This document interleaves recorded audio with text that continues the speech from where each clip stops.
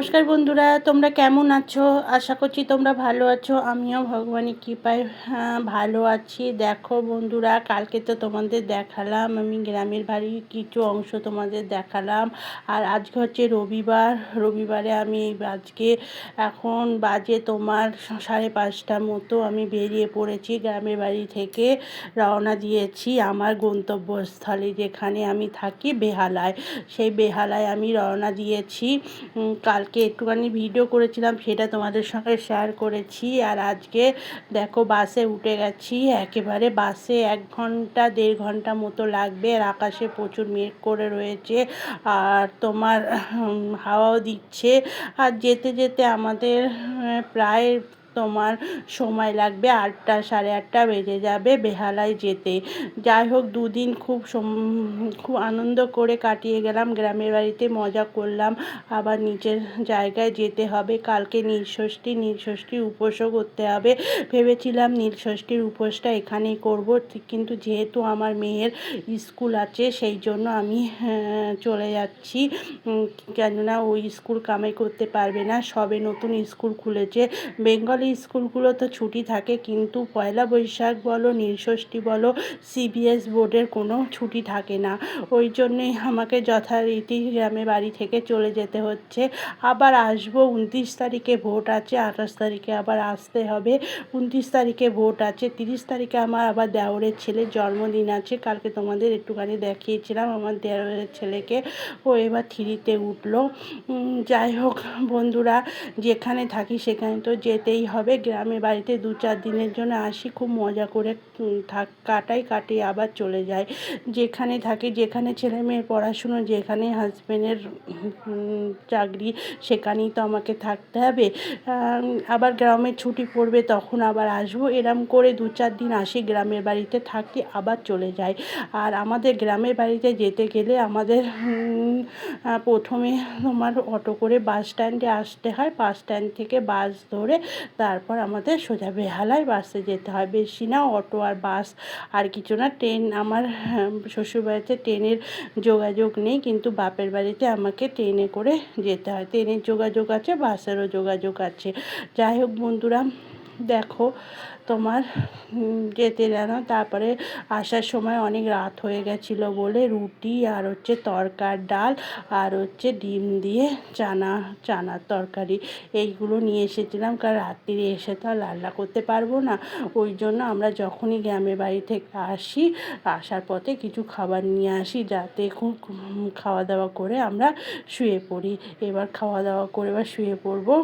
তারপরে কাল সকালে তো আবার নীলষষ্ঠী আছে। কালকে আবার উপোস করতে হবে, যেহেতু নীলষষ্ঠীর উপোস তো করি। আমার শ্বশুরবাড়িতে নিয়ম আছে, বাপের বাড়িতেও নিয়ম আছে, করতে হবে।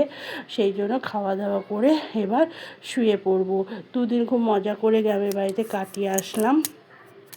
আবার যাব, যখনই যাই খুব মজাই হয়, মজা করে কাটিয়ে আসি। কেন ওখানে আবার যা আছে ও কাজকর্ম করে, আমিও করি, দুজনে মনে কাজকর্ম করি, গল্প করি।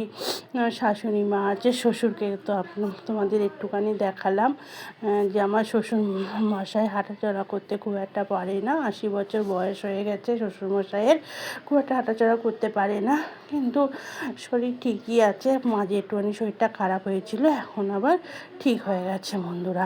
যাই হোক বন্ধুরা, এটা হচ্ছে গুড মর্নিং বলছি, কেন এটা সোমবার দিনের ভিডিও। আজকে যেহেতু নীলষষ্ঠীর উপোসটা করে পুজোটা আমি আগে করে নিলাম। করার পরে তারপর রান্নাবান্না করবো। আজকে তো আর ভাত করবো না। অনেকে আবার ফল, তোমার সাবুদানা এইসব খায় নীলষষ্ঠীতে। আমি আগে করতাম, আগে সারাদিন উপোস থেকে সন্ধেবেলায় নীল পুজো করে তারপর ফল সাবু টাবু এসব খেতাম। কিন্তু এখন আর বন্ধুরা পাইনি না, বয়সের সঙ্গে সঙ্গে সব কিছু চেঞ্জ হয়ে যাচ্ছে। এখন আমি আর উপোস করে থাকতে পারি না। ওই জন্য সকালবেলায় পুজোটা আগে করে নিলাম। পুজোটা করে নেওয়ার পরে আমি সবার জন্য নিরামিষ রান্না করব, সেটাই আমি খাবো বন্ধুরা। সবাই নিরামিষ খাবে, আমিও সেটা খাবো। আগে খুব করেছি, অনেক বছর আমি করেছি। এখন আর উপোস করে থাকতে পারি না, থাকলে খুব কষ্ট হয়। শরীরের কষ্ট দিয়ে তো কোনো লাভ নেই বন্ধুরা। যাই হোক বন্ধুরা, এই দেখো কুমড়ো আলুর তরকারি করেছি আর তোমার পটল আলু দিয়ে একটু ঝোল করেছি। দেখো পটল আলু দিয়ে মাখা মাখা ঝোল করেছি আর পরোটা করেছি। আর টক দই তো আমাদের বাড়িতে মাস্ক, গরম পড়লেই মানে 1 কিলো 1.5 কিলো টক দই আসে। আমার ছেলে মেয়ে টক দই খেতে খুব পছন্দ করে। আমাদের বাড়িতে মানে সবাই আমরা খুব পছন্দ করি টক দই খেতে। আর এইদিকে দেখো পরোটাগুলো ভেজে নিচ্ছি, নিয়ে পরোটাগুলো করে নিয়ে এবার আমরা, আমাদের বাড়িতে আজকে ভাত রান্না হবে না, সবাই নিরামিষ খাবো। আর আমার ছেলে মেয়ে তো ভাত একদমই পছন্দ করে না। ওদের যদি পরোটা পুরি রুটি দাও না, ওরা 3 বেলাই ভক্তি ভরে খাবে বন্ধুরা। জানো না, ওদের এত পরোটা পুরি ওদের পছন্দ। আর আমার বাড়িতে তো সব সময় পুরি হয় আমার মেয়ের জন্যে। আমার মেয়ে খুব পছন্দ করে পুরি, ওই জন্য আমাকে পুরিটা বেশি করে করতে হয় বন্ধুরা। যাই হোক বন্ধুরা, পরোটাটা করে এবার আমরা খাওয়া দাওয়া করব। করে নিয়ে তারপরে শরীরটা খুব ক্লান্ত লাগছে, যেহেতু আজকে উপোস মতো করেছিলাম। তারপরে পুজো করলাম, পুজো করার পরে এখন পরোটা করছি, তারপর খাবো। তো শরীরটা খুবই ক্লান্ত লাগছে। এখন খাওয়া দাওয়া করে কাজ টাজ গুছিয়ে একটু শোবো, শোয়া তো হবে না।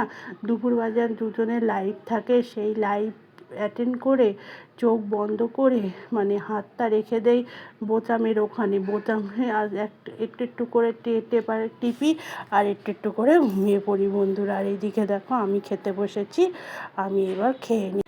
দেখো বন্ধুরা, খাওয়া দাওয়া করে বাসনগুলো মেজে নিয়েছি, তোমরা দেখতেই পাচ্ছ। বাসনগুলো মেজে নিয়ে এবার আমি গ্যাসটা মুছে নিচ্ছি। আমি সব সময় গ্যাস একটু সাবান জল দিয়ে তারপর মুছি।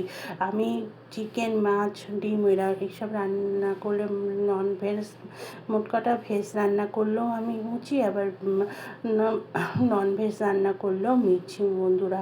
মুছে পরিষ্কার করে রেখে দিয়ে তারপরে আমি এবার একটু শুতে যাব। কেন, যেহেতু আজ উপোস করেছি তো বন্ধুরা, প্রচুর ক্লান্ত লাগলে, তোমরা তো জানো এখন আর সেইভাবে উপোস করতে পারি না।